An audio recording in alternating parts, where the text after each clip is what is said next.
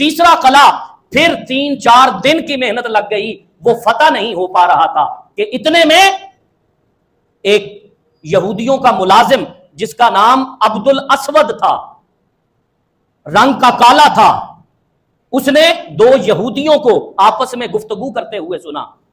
तो एक यहूदी दूसरे से कह रहा था कि क्या मोहम्मद सल्लल्लाहु अलैहि वसल्लम वाकया ही अल्लाह के सच्चे रसूल हैं? तो दूसरे ने कहा हाँ बिल्कुल, वो सच्चे अल्लाह के रसूल हैं। कहा फिर उनको मानते क्यों नहीं? कहा इसलिए नहीं मानते कि वो बनु इस्माइल में आए हैं। अगर वो बनु इसहाक में आए होते तो हम उनको मानते, क्योंकि हम बनु इसहाक से हैं इसलिए हम नहीं मानते। अब्दुल असवद ये बातें सुन रहा था तो वो बकरियों का रेवड़, एक बहुत बड़ा बकरियों का रेवड़ उसके पास था, उसको चराने के बहाने बाहर निकला। बाहर आकर वो नबी अकरम सल्लल्लाहु अलैहि वसल्लम की बारगाह में हाजिर हुआ और कहा मोहम्मद सल्लल्लाहु अलैहि वसल्लम, मेरा नाम अब्दुल असवद है, मैं रंग का काला हूं, मेरे जिस्म से बदबू आती है, मेरा कोई रिश्ता नहीं, मेरे पास कोई माल नहीं, अगर मैं इस्लाम कबूल करता हूं तो मुझे क्या मिलेगा?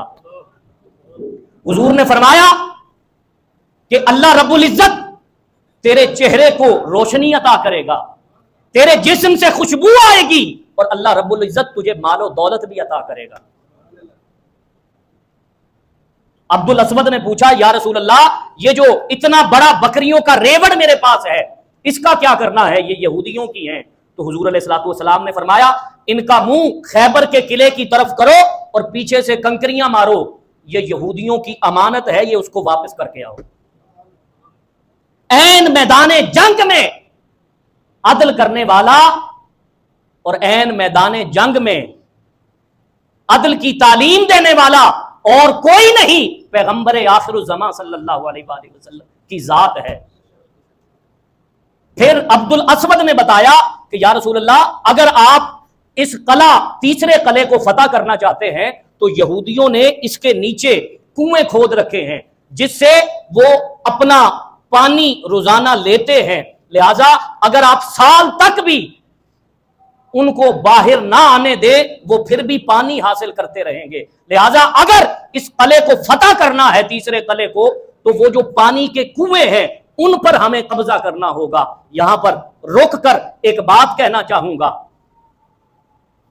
कि जो लोग ये कहते हैं कि इस्राएली प्रोडक्ट की बाइकाट करने से क्या होगा, वो अब्दुल्ला असवद के इस मशवरे पर ध्यान दे कि अब्दुल असवद यह कहना चाह रहा था कि हुजूर इनकी इक्तिसादियात को बंद करें, ये जहां से पानी पी रहे हैं और जहां से ये मदद हासिल कर रहे हैं उस पर कब्जा करें, तब जाकर हम इन पर काबू पा सकेंगे।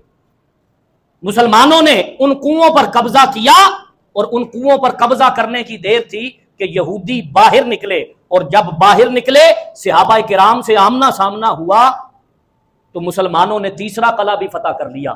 इसी तरीके से मुसलमान तमाम 7 कले खैबर के फतह कर चुके। जो आखिरी कला था उसका मंजर कुछ ऐसा था कि वो ऊपर था, पहाड़ी के ऊपर, और मुसलमान नीचे थे। अब वो ऊपर से तीर मारते तो मुसलमानों को आकर लगते, तो नबी अकरम सल्लल्लाहु अलैहि वसल्लम ने यहां पर एक नई जंगी स्ट्रेटेजी को मुतारफ करवाया और मिंजीनिक के साथ गोलाबारी उस खैबर के 5वें किले पर की गई, जिसके साथ उसकी सामने की दीवार गिर गई और मुसलमान किले के अंदर दाखिल हो गए।